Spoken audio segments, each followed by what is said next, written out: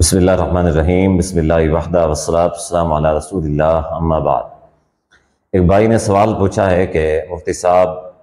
خلافت و ملوکیت جو کتاب ہے مودودی صاحب کی، اس کو پڑھنا کیسا ہے؟ کہ یہ کتاب صحیح ہے یا پھر یہ کتاب غلط ہے؟ دیکھیں، سب سے پہلے تو میں آپ کو یہ بتانا چاہتا ہوں کہ جناب مودودی صاحب نے دین کی خدمت میں بہت کردار ادا کیا، بہت زیادہ کوشش کی ہے، بہت ان کے مثبت کام بھی ہیں کہ جو دین کی خدمت اور دین کی تبلیغ کے حوالے سے ہیں۔ لیکن وہاں پہ جہاں پہ اچھے کام ہیں، ٹھیک ہے، مثبت کام ہے، وہاں پہ منفی کام بھی ہیں۔ ان منفی کاموں میں ایک جو روز روشن کی طرح عیاں ہے وہ ہے کتاب خلافت و ملوکیت۔ یہ جو کتاب خلافت و ملوکیت ہے، اس کے اندر جو ہے نا مودودی صاحب کو غلطی لگی ہے، اور مودودی صاحب نے جو کتاب لکھی ہے اس میں پوری کتاب کے اندر یہ تاثر دینے کی کوشش کی ہے کہ صحابہ کرام رضی اللہ عنہ اجمعین میں کئی سارے صحابہ جو تھے، جو خلفاء جو تھے جن کو خلافت ملی ہے، انہوں نے خلافت کے بجائے ملوکیت کی۔ ملوکیت کا معنی ہوتا ہے جاگیرداری، بادشاہت جو ہوتی ہے، جس کا جاگیرداری کا مطلب ہوتا ہے جس کے باپ کا مال ہے، جس کے باپ کا ملک ہے، یہ سارے جو ہے نا لوگ اس کے خود کے غلام ہیں۔ اس نے وہ خود تاثر دینے کی کوشش کی ہے۔ مثال کے طور پہ سیدنا عثمان رضی اللہ عنہ کے بارے میں بھی، سیدنا معاویہ رضی اللہ عنہ کے بارے میں بھی، اسی طرح اور بھی کئی سارے خلفاء کے بارے میں بھی مودودی صاحب نے بہت زیادہ اس طرح کا تاثر دینے کی کوشش کی ہے، یا پھر ایسے کہیں کہ تاثر دینے کی انہوں نے کوشش نہ کی ہو، لیکن ان کی باتوں سے ایسے لگ رہا ہے جیسے ان صحابہ نے جاگیرداری کی ہے، ٹھیک ہے، خود اس سے گل چھرے اڑائے جیسے کوئی عیاش حکمران ہوتا ہے ویسے۔ حالانکہ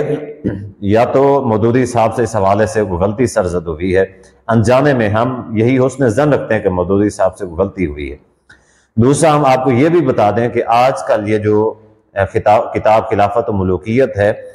اس کے نئے سے نئے ایڈیشن آ رہے ہیں، ٹھیک ہے۔ جو کتاب خلافت و ملوکیت مودودی صاحب نے لکھی تھی، وہ کتاب خلافت و ملوکیت آج کی نہیں ہے، ٹھیک ہے۔ یہ جو آج آپ خلافت و ملوکیت پڑھتے ہیں، یہ اصل والی وہ والی کتاب نہیں ہے، کیونکہ جماعت اسلامی والے جو ہمارے بھائی ہیں، ہمارے ساتھی ہیں، انہوں نے اس کے اندر بہت زیادہ چینج کیے ہیں۔ وہ چینج کیے ہیں، انہوں نے جو بڑی بڑی کافی ساری ایسی باتیں کی تھیں جو صحابہ رضی اللہ عنہ کے خلاف تھیں،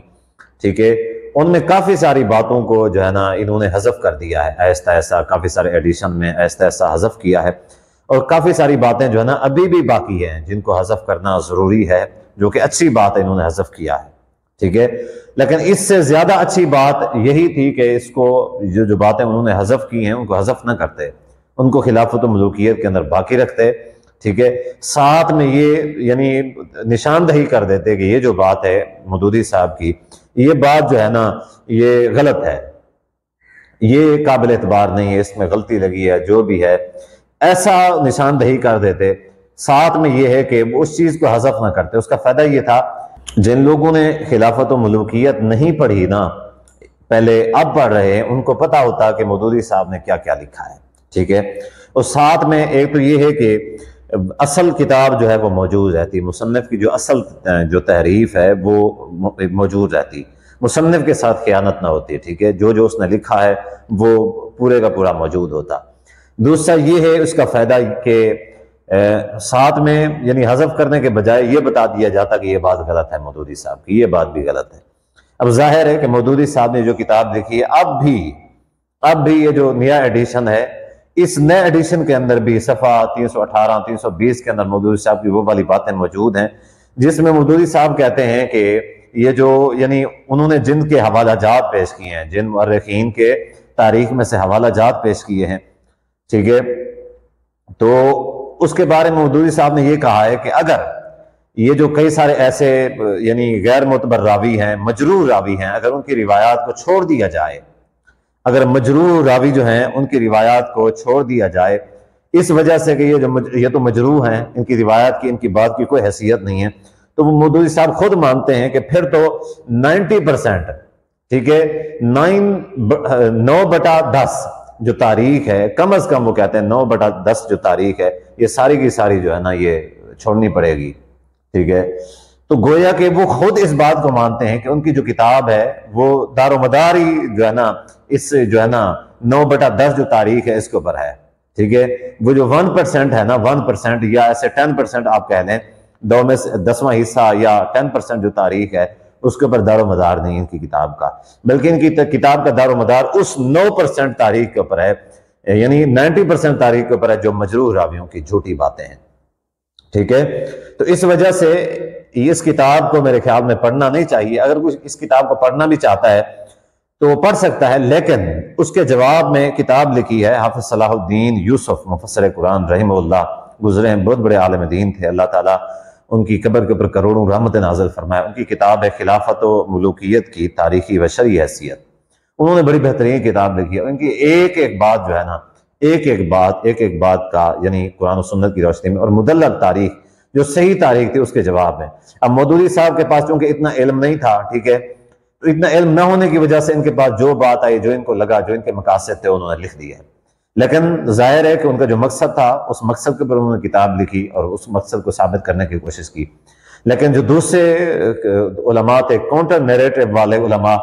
جو یعنی ایک صحیح اور غلط کا نظریہ رکھتے ہیں کہ کیا صحیح ہے اور کیا غلط ہے، جو غلط ہے اس کو غلط کہنا ہے، ٹھیک ہے،